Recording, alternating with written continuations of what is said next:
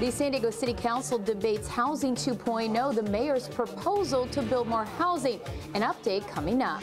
An update to the lawsuit involving former Aztec Matt Araiza as some parties reach an agreement. A morale boost for wounded warriors and Navy Gold Star families as the San Diego Padres pay a visit to Naval Medical Center San Diego. Today is the annual feast day of Our Lady of Guadalupe. I'll tell you why this is an especially important day for Latino Catholics. 12-year-old Connor Stitt just became the youngest biker to ever pull off a triple backflip on a bike, the jump that stunned the world. CBS 8 News, Alive at 6, starts right now. New tonight, the San Diego City Council has approved Mayor Todd Gloria's plan to create more housing in San Diego. Good evening and thank you for joining us. I'm Carlo Cicchetto. I'm Jesse Pagan. Marcella is off tonight. That vote came down about 45 minutes ago after more than 3 hours of debate. CBS 8's Shannon Handy is live at City Hall in downtown San Diego tonight, breaking down the mayor's controversial proposal. Shannon? Carlo and Jesse, it's called Housing Action Plan 2.0. The mayor says it's aimed to bring more housing to San Diego by changing policies that make it easier and quicker to build homes. Now, last month, the council actually rejected this plan, but after making some changes, they heard it again today. And as you guys just mentioned just moments ago, they gave it the green light. You're destroying single-family neighborhoods when you create and scatter 8 to 12 stories throughout the neighborhood. I urge you to vote yes for HAP 2.0 because your vote is the difference between making San Diego accessible for all its community members or further denying them the dignity of affordable housing. More than 90 people signed up to offer public comment in person during today's City Council meeting, with another 22 online. At issue is Housing Action Plan 2.0, Mayor Gloria's proposal aimed at bringing more housing to San Diego by creating or changing policies and make it easier and faster to build homes. For example, the plan allows for the construction of more homes near transit, which would give more flexibility to build homes on public property and relax parking requirements for those projects. It incentivizes building homes on underutilized commercial sites like strip malls. It also allows developers to move affordable units off-site to another location. Developers can build much larger market rate projects than zoning would allow if they agree to build units for low-income people. Critics of the proposal say that particular portion divides the community. They should be built in together so people could learn to integrate together. It's segregation. But supporters say this plan is desperately needed as housing has become increasingly expensive and hard to find, including for local students. The cost of living in San Diego has increased so much that our city has now been ranked as the most expensive city to live in the United States.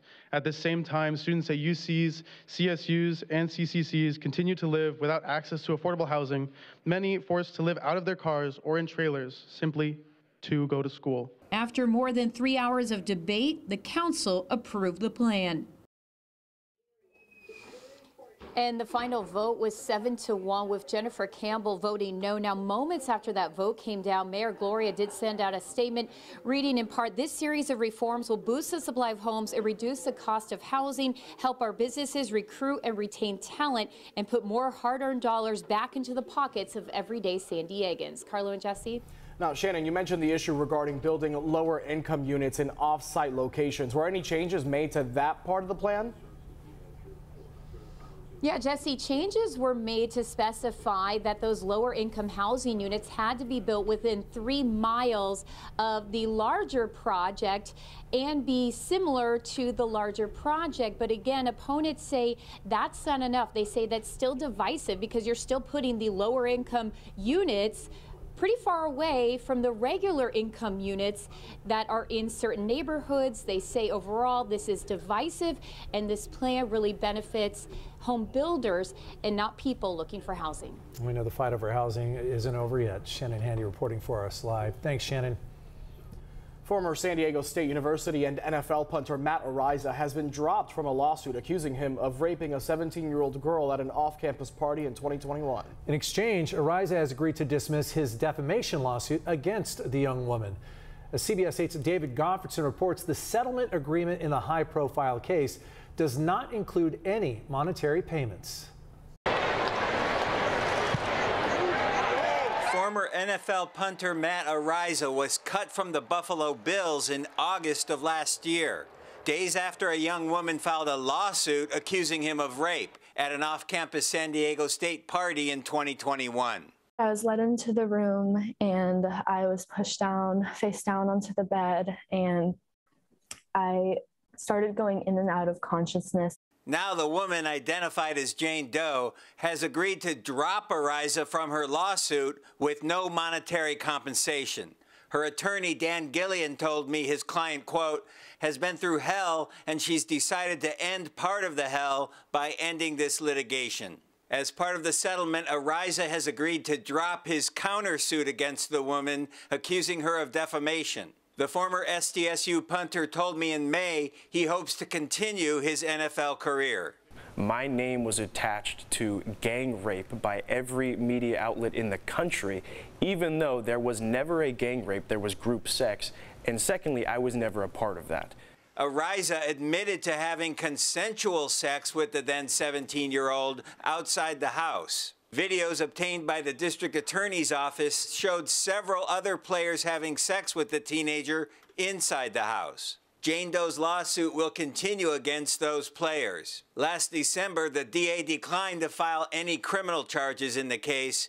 Ariza's attorney, Christian Bush, previously told me her client left the party before the group sex occurred. We know from multiple witness statements that she represented that she was 18 years old, that she attended Grossmont College. We know that she was the one going up to certain defendants and other people who are not in the case, instigating, demanding that they have sex with her. In a statement to CBS 8, Ariza's attorney said, quote, Matt is not paying the plaintiff any money, and he is reserving his right to pursue the plaintiff's attorney, Dan Gillian, and his law office for the harm they have caused him. Matt Ariza is expected to appear at a news conference Wednesday morning where he will take questions from reporters about the settlement agreement and also his plans to possibly resume his career with the NFL. At SDSU, David Gottfredson, CBS 8. San Diego County District Attorney Summer Stephan is working to help federal lawmakers find ways to fight organized retail crime. Today she was in Washington to testify before the House Homeland Security Subcommittee. The National Retail Federation says 70% of retailers believe organized retail crime has become more common in recent years.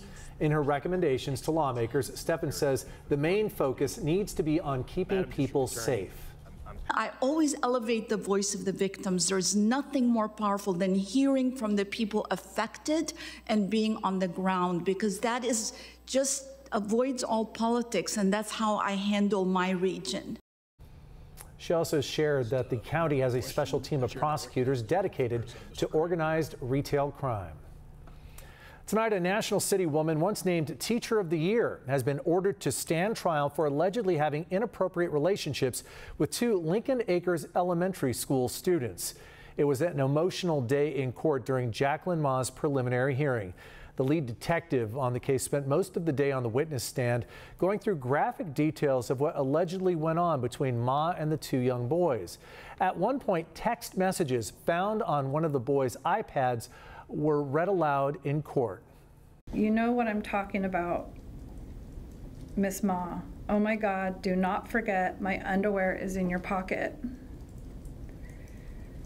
John Doe 1, I'm at my grandma's. Sorry, I was doing some SUM. Miss Ma, that's okay, just making sure you hide it. One of the alleged victims did take the witness stand today. Members of the public and media were not allowed in the courtroom for that testimony. The judge ruled today that there's an overwhelming amount of evidence Ma took advantage of two children, and a trial can move forward. It looks like the city of La Mesa will not be getting digital billboards along the 8 freeway. The city council is expected to vote down a proposal to add the billboards in a meeting that's just starting now. Most people in the community are happy about it. A group called Keep La Mesa Beautiful collected thousands of signatures online against the proposal. We're going to be interested in the reasons why they're withdrawing their support and any lessons learned, and to be reassured that this subject will not be brought up again. Keep La Mesa Beautiful says it will keep collecting signatures in case the plan comes up in council again. No word if that will happen. Right now, the Chula Vista City Council is deciding whether to reopen Harborside Park or redevelop it into housing. The park's been closed for more than a year after a growing homeless encampment and a shooting raised concerns. The meeting started about an hour ago. We'll keep you updated on that one. Meantime, keep an eye on your calendar because the deadlines to order and ship your gifts in time for Christmas are almost here. Here are some of the guidelines issued by the U.S. Postal Service, FedEx, and UPS. For USPS, the Postal Service, the cutoff for Ground Advantage and First Class Mail is December 16th. That's this Saturday. The latest possible date to use Priority Mail Express is December 21st. If you use FedEx, the Ground Economy deadline is tomorrow. Then there are a couple of different options that are available until December 21st. And finally, UPS says their 3-day select option will deliver on time up till a week from now. The deadline for their quickest delivery option, next day air, is also December 21st. Padres players are honoring military service members. We'll have more from a special visit coming up next. Our daytime highs today were a little bit cooler because we had onshore flow that picked up, but that will not be the case all the way into the start of the weekend. Your complete forecast is ahead. And the maps of the past are being used for the art of tomorrow. The modern twist by one road map artist. Still ahead.